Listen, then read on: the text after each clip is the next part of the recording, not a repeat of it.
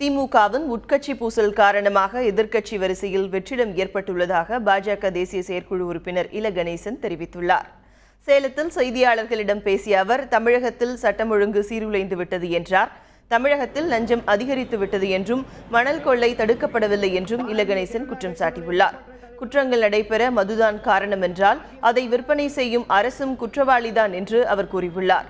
எதிர்க்கட்சி வரிசையில் ஏற்பட்டுள்ள வெற்றிடத்தை பாஜக பூர்த்தி செய்யும் என்றும் இல கணேசன் தெரிவித்துள்ளார்.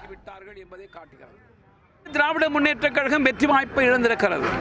இன்றைக்கு அகில இந்திய அண்ணா திமுகவை எதிர்க்க வல்ல ஒரு சக்தியாக இருக்க வேண்டிய திராவிட முன்னேற்ற கழகம் தங்கள் கழகத்துக்குள்ளே இருக்கின்ற உட்கட்சி பூசல் அதிலே அதிகமான கவனம் செலுத்தியிருக்கிற காரணத்தால் நல்ல எதிர்க்கட்சியாக செயல்பட முடியாத நிலை இருக்கிறது. அப்படியே அதே மீறி அன்றாடம் ஏதேனும் அவர் அறிக்கை தந்தாலும் கூட அந்த அறிக்கைக்கு மக்கள் மத்தியிலே பெரிய மதிப்பு இல்லாமல் போய்விட்டது. அதனால்தான் அந்த எதிர்க்கட்சியில் தான் வெற்றிடம் வைப்பார். அந்த வெற்றிடத்தை பூர்த்தி செய்வதற்காகத்தான் பாரதிய ஜனதா கட்சி இப்போது நாங்கள் முனைந்திருக்கின்றோம்.